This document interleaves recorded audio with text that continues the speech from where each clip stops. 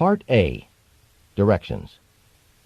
In Part A, you will hear short conversations between two people. After each conversation, you will hear a question about the conversation. The conversations and questions will not be repeated. After you hear a question, read the 4 possible answers in your book and choose the best answer. Then, on your answer sheet, find the number of the question and fill in the space that corresponds to the letter of the answer you have chosen. Here is an example. On the recording, you hear, "I don't like this painting very much." Neither do I. "What does the man mean?" In your test book, you read, A. He doesn't like the painting either. B. He doesn't know how to paint. C. He doesn't have any paintings. D. He doesn't know what to do. You learn from the conversation that neither the man nor the woman likes the painting. The best answer to the question, "What does the man mean?" is A. He doesn't like the painting either. Therefore, the correct choice is A. Go on to the next page.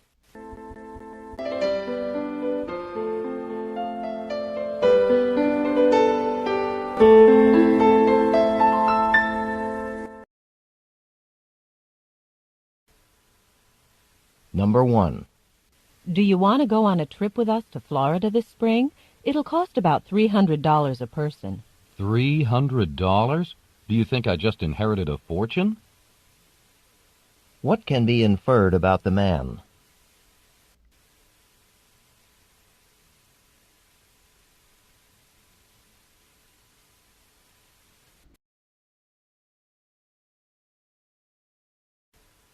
Number 2. My watch stopped again, and I just got a new battery. Why don't you take it to Smith's Jewelry? They can check it for you, and they're pretty reasonable. What does the man mean?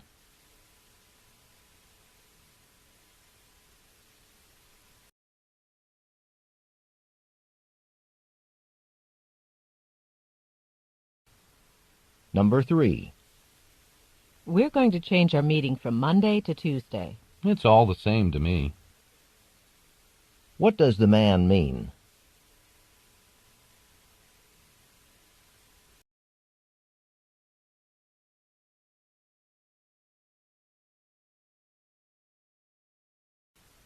Number 4.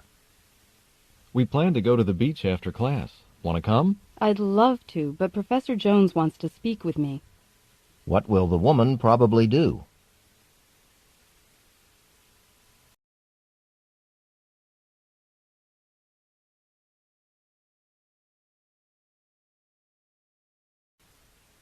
Number 5.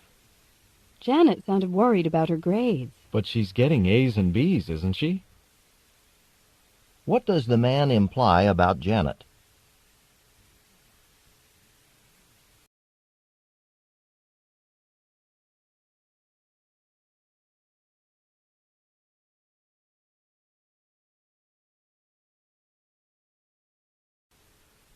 Number 6. You look great since you've been taking those exercise classes. Thanks. I've never felt better in my life. What does the man imply?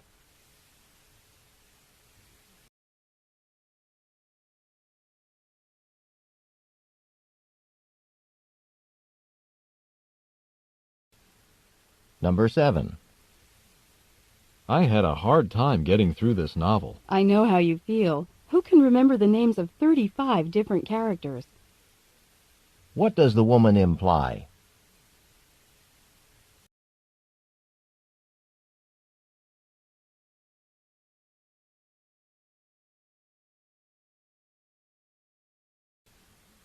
Number 8. That's a long line. Do you think there'll be any tickets left? I doubt it. Guess we'll wind up going to the second show. What does the woman mean?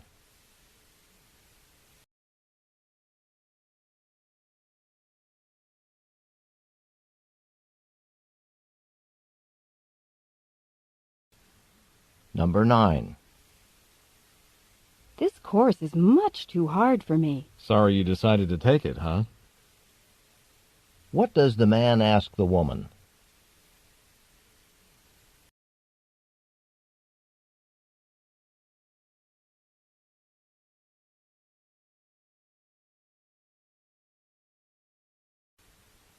Number 10.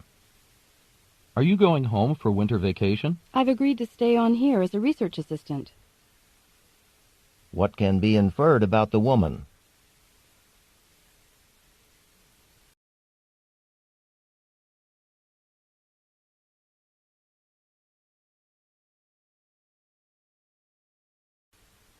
Number 11.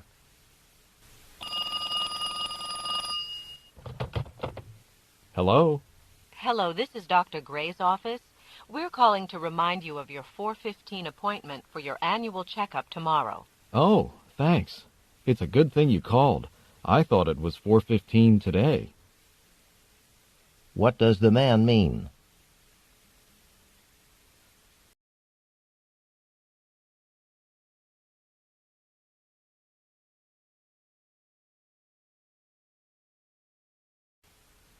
Number 12. How wonderful! You won the scholarship. Can you believe it? No, it's almost too good to be true. What does the man mean?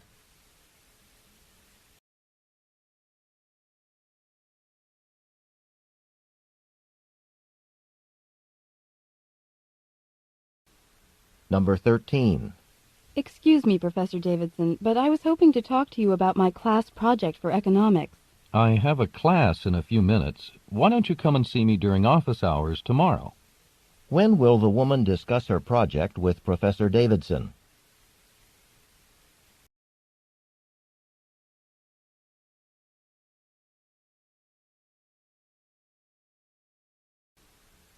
Number 14. How are you feeling? The stuff the nurse gave me seems to have helped, but it's making me awfully drowsy. What does the woman mean?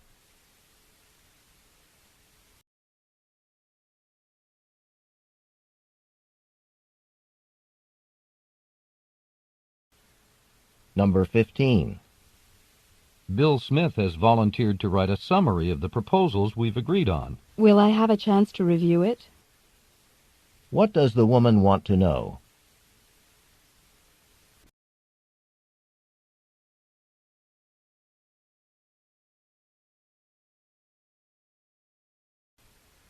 Number 16. Why don't you wear that yellow shirt that your sister gave you for your birthday? I love that shirt, but it's missing 2 buttons. What does the man mean?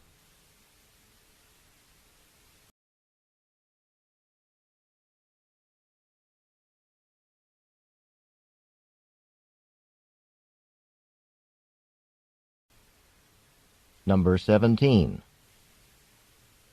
How many classes do you have today? Just one, from 3 till 6. What does the man mean?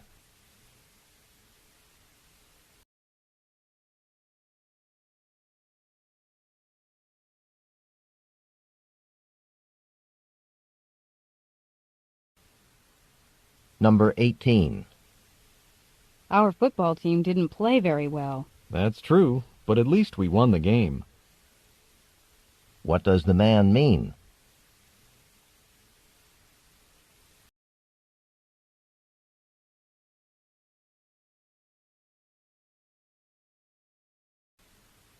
Number 19.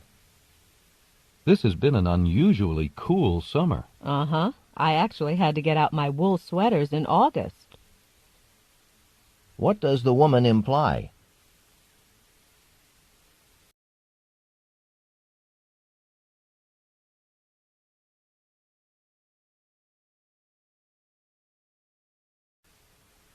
Number 20. I got some bad news today. The store where I work is laying off staff. Are they going to let you go? What does the woman want to know?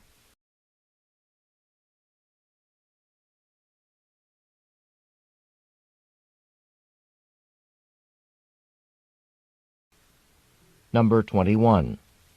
I'd like to pick this film up by 4 tomorrow afternoon. I can have it for you at 2 if you'd like. What does the woman say about the film?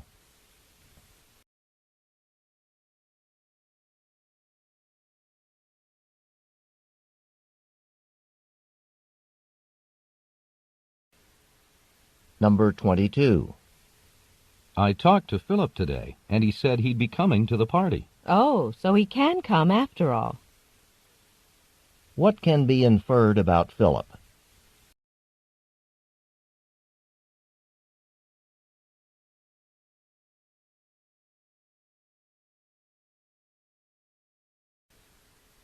Number 23. Gary insists on buying the food for the picnic. That's pretty generous, but shouldn't we at least offer to share the expense? What does the woman suggest they do?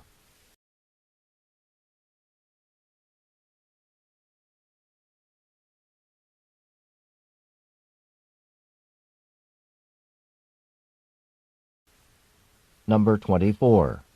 How's the new job going? Well, I'm getting used to lots of new things, but I wish the supervisor would give me some feedback. What does the woman mean?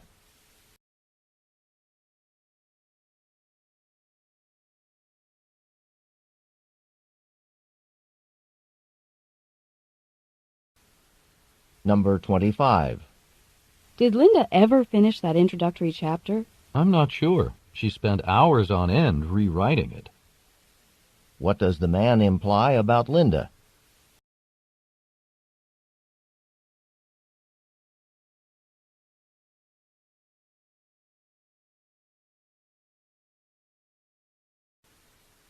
Number 26. The supermarket down the street is selling everything half price because they're going out of business. Sounds like an ideal time to stock up on coffee. What does the man mean?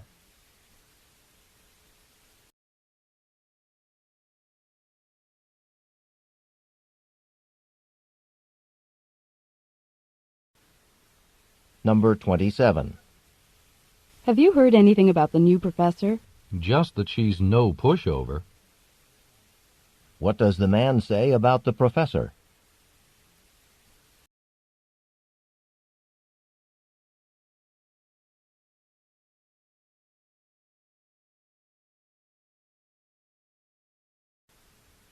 Number 28. I need to get a copy of my birth certificate. Sorry, but we can only accept requests by mail now. What does the woman mean?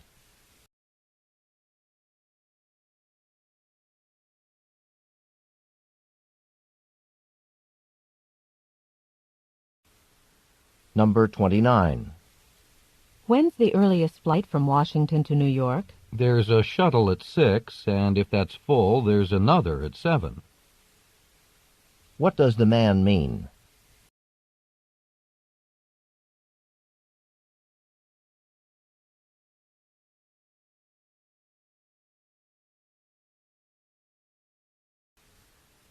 Number 30.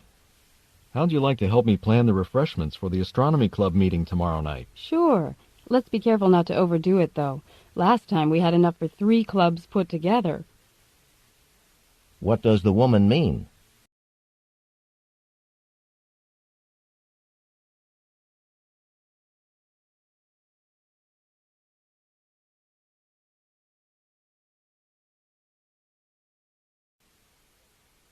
Now read along as the directions for Part B are being read. Part B. Directions. In this part of the test, you will hear longer conversations. After each conversation, you will hear several questions. The conversations and questions will not be repeated. After you hear a question, read the 4 possible answers in your book and choose the best answer. Then, on your answer sheet, find the number of the question and fill in the space that corresponds to the letter of the answer you have chosen.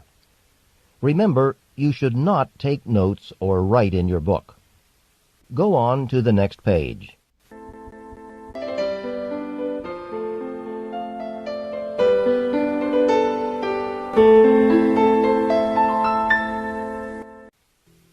Now we will begin Part B with the first conversation. Questions 31 through 33. Listen to a conversation between two friends who meet on the street. David, can I give you a hand with one of those grocery bags? Sure, Nancy. Could you take this one, please? I didn't realize how heavy these bags would be. Why'd you buy so much stuff when you have to walk home from the store? Well, I didn't intend to buy a lot, but I'm having some people over, and I guess I needed more than I expected. What's the occasion? Well, the people I live with, the Kramers, have been on vacation for a month, and I thought I'd surprise them. I'm inviting some of their friends and family for a welcome-home dinner. That's really thoughtful of you. I figure it's the least I can do for them. They've been letting me stay with them rent-free while I'm in school. Really? That's pretty generous of them. Well, they understand how difficult it is to make ends meet when you're a student. They've been such a big help to me. I thought that this might be a small way to thank them for their generosity. Number 31. What is David trying to do? Go on to the next page.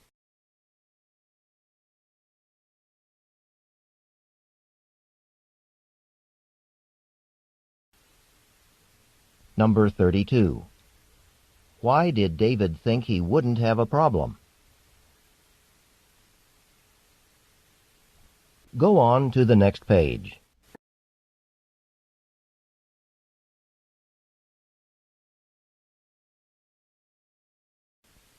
Number 33. Why is David appreciative of the Kramers? Go on to the next page.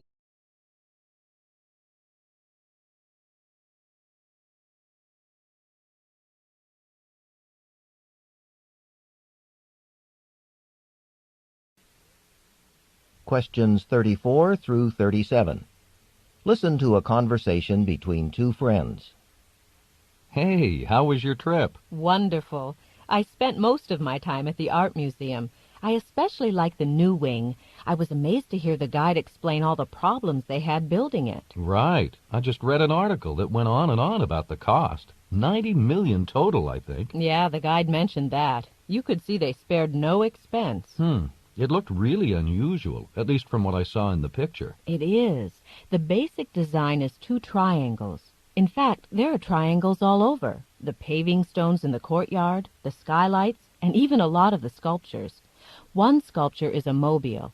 It's in the courtyard, and it's made of pieces of aluminum that move slowly in the air. It's really impressive. That was in the article, too. It said the original was steel, and it weighed so much that it wasn't safe to hang. Right. They did it over in aluminum so it wouldn't come crashing down on someone's head. You know, the article went into that in detail. There was even an interview with the sculptor. I'd like to read that. Would you mind if I borrowed the magazine sometime? No, I wouldn't mind, if I haven't thrown it out yet. Number 34. What did the woman think of the new wing of the museum? Go on to the next page.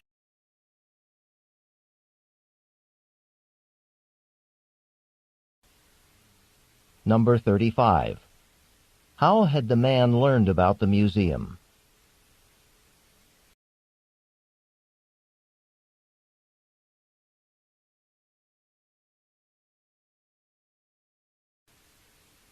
Number 36. According to the woman, what do the paving stones, skylights, and mobile have in common?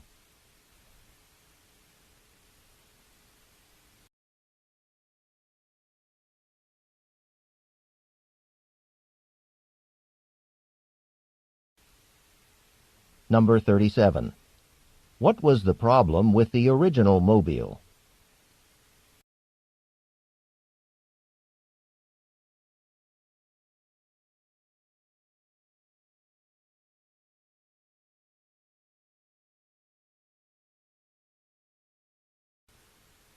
Now read along as the directions for Part C are being read. Part C. Directions. In this part of the test, you will hear several short talks. After each talk, you will hear some questions. The talks and the questions will not be repeated. After you hear a question, read the 4 possible answers in your book and choose the best answer. Then, on your answer sheet, find the number of the question and fill in the space that corresponds to the letter of the answer you have chosen. Here is an example. On the recording you hear, "Listen to an instructor talk to his class about a television program." I'd like to tell you about an interesting TV program that'll be shown this coming Thursday. It'll be on from 9 to 10 p.m. on Channel 4. It's part of a series called Mysteries of Human Biology. And the subject of the program is the human brain, how it functions and how it can malfunction. Topics that will be covered are dreams, memory, and depression. These topics are illustrated with outstanding computer animation that makes the explanations easy to follow. Make an effort to see this show. Since we've been studying the nervous system in class, I know you'll find it very helpful. Now listen to a sample question. What is the main purpose of the program?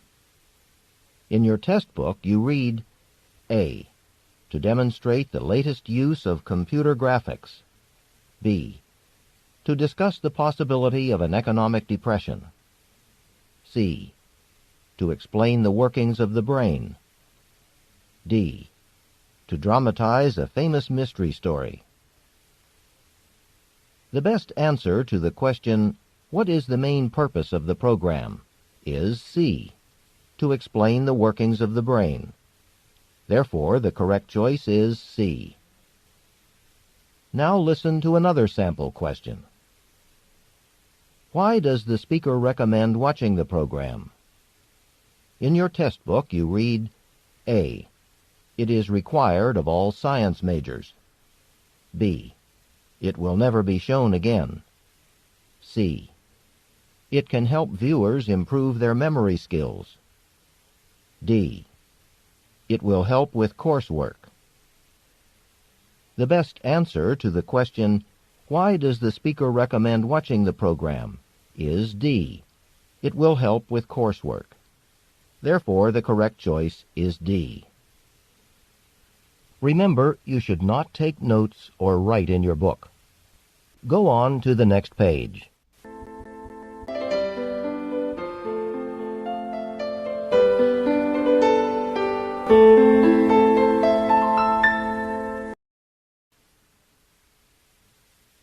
Now we will begin Part C with the first talk. Questions 38 through 41. Listen to an announcement in a university class. In the few minutes that remain of today's class, I'd like to discuss next week's schedule with you.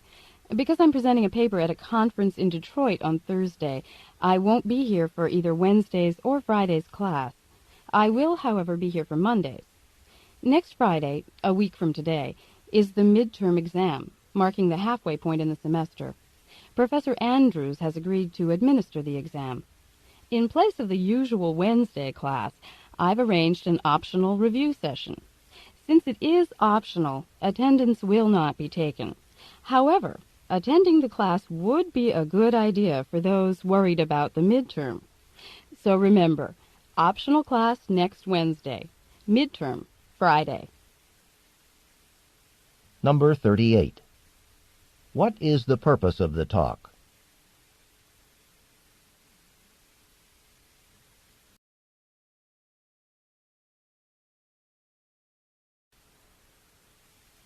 Number 39.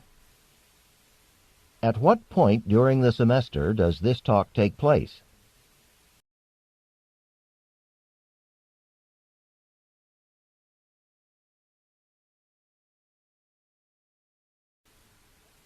Number 40.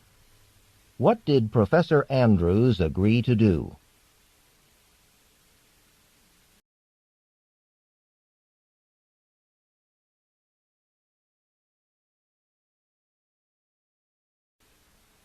Number 41.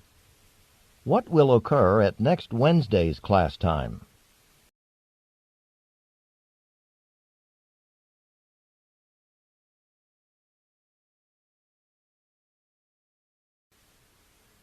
Questions 42 through 46. Listen to part of a talk given in an anthropology class. Today's lecture will center on prehistoric people of the Nevada desert. Now, most of these prehistoric desert people moved across the countryside throughout the year, and you might think that they were wandering aimlessly. Well, far from it. They actually followed a series of carefully planned moves. Where they moved depended on where food was available, places where plants were ripening or fish were spawning. Now, often when these people moved, they carried all their possessions on their backs. But if the journey was long, extra food and tools were sometimes stored in caves or beneath rocks. One of these caves is now an exciting archaeological site. Beyond its small opening is a huge underground grotto. Even though the cave's very large, it was certainly too dark and dusty for the travelers to live in. But it was a great place to hide things, and tremendous amounts of food supplies and artifacts have been found there. The food includes dried fish, seeds, and nuts. The artifacts include stone spear points and knives.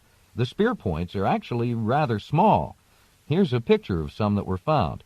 You can see their size in relation to the hands holding them. Number 42. What is the main subject of this talk?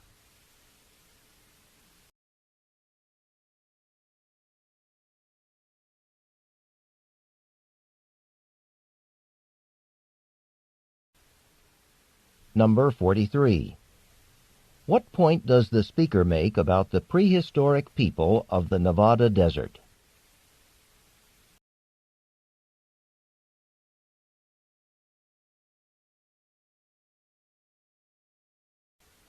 Number 44.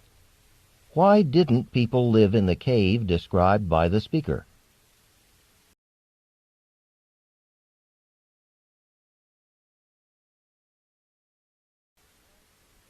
Number 45. What have archaeologists found in the cave?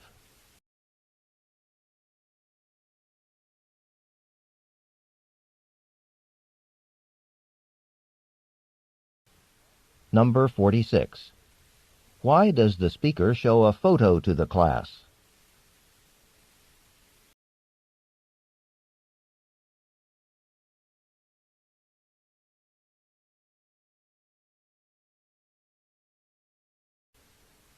Questions 47 through 50. Listen to part of a lecture given in a marine biology class. To us, the environment in which fish dwell often seems cold, dark, and mysterious. But there are advantages to living in water, and they've played an important role in making fish what they are. One is that water isn't subject to sudden temperature changes. Therefore, it makes an excellent habitat for a cold-blooded animal. Another advantage is the water's ability to easily support body weight. Protoplasm has approximately the same density as water, so a fish in water is almost weightless. This weightlessness in turn means two things. One, a fish can get along with a light weight and simple bone structure. And two, limitations to a fish's size are practically removed. Yet there is one basic difficulty to living in water, the fact that it's incompressible. For a fish to move through water, it must actually shove it aside. Most can do this by wiggling back and forth in snake-like motion. The fish pushes water aside by the forward motion of its head and with the curve of its body and its flexible tail. Next, the water flows back along the fish's narrowing sides, closing in at the tail and helping the fish propel itself forward. The fact that water is incompressible has literally shaped the development of fish. A flat and angular shape can be moved through water only with difficulty. And for this reason, fish have a basic shape that is beautifully adapted to deal with this peculiarity. Number 47. What is the talk mainly about?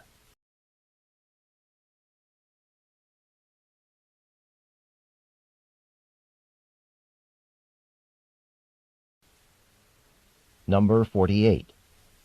What does the speaker mention as a problem that water presents to fish?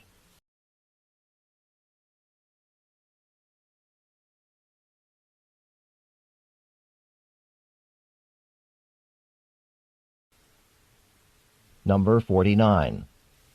The speaker compares a fish's movement with that of what creature?